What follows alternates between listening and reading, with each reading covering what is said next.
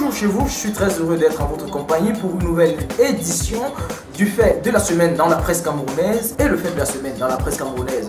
Cette semaine du 1er septembre 2014, eh bien, ça a été la querelle autour du Boko Haram du Cameroun. Boko Haram du Cameroun est bien différent du Boko Haram au Cameroun qui est la lutte terroriste et insurrectionnelle qui se mène dans la partie septentrionale, exactement dans la région de l'extrême nord du Cameroun. Mais Boko Haram du Cameroun serait une rébellion animée par des cadres des élites camerounaises originaires de la région de l'extrême nord, du nord, peut-être de l'Adamawa, qui ont pour ambition de conquérir le pouvoir politique à Yaoundé. Et cette actualité a été amplifiée davantage par le président de l'Assemblée nationale qui a pris un communiqué de presse dans la nuit de jeudi, bien dans la soirée de jeudi, du jeudi 4 septembre 2014, communiqué de presse dans lequel il fustige les élites du département de la Légué qui ont clairement parlé pour la première fois dans la République, qui ont parlé du Boko Haram du Cameroun. Le président de l'Assemblée nationale, stigmatisant cette prise de position, a indiqué qu'il n'y a jamais eu, qu'il n'y a pas et qu'il n'y aura jamais de rébellion sous les oripeaux de Boko Haram en provenance des régions septentrionales du pays. Mais le département de la Légué n'inaugure pas en réalité les accusations d'un ennemi intérieur qui se cacherait derrière Boko Haram pour des fins de déstabilisation du pouvoir de Yaoundé.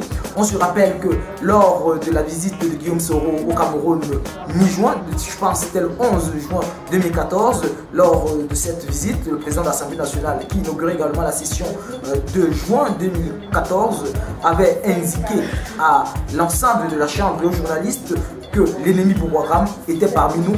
On ne sait pas exactement à qui il s'adressait, mais certaines personnes ont pu voir dans cette déclaration qu'il s'adressait à son grand rival, le ministre en charge des relations avec les assemblées, Amadou Ali. Et l'article de Fanny Pujo sur Mediapart, média français, a eu une répercussion encore plus grave puisqu'il a été repris par les médias internationaux et ça a braqué davantage les projecteurs sur ce Boko Haram de l'intérieur. Accusation qui a été reprise par le SDF, Social-Démocratique Front, principal parti de l'opposition, lors de la réunion de son comité exécutif national à Bamenda. C'était le 30 août, où ils ont également stigmatisé une rébellion et une insurrection qui se préparerait aux frontières du Cameroun. Et justement, la motion de soutien au président de la République signée par les élites de la Légué qui parle clairement du Boko Haram du Cameroun. Voilà, présenté succinctement comment la presse camerounaise s'est délectée des querelles politiciennes et politico-tribales cette semaine du 1er septembre. Allez, en vous souhaitant une très bonne rentrée, je vous propose qu'on se retrouve ici, au même endroit, pour une nouvelle chronique de la presse camerounaise. Au revoir.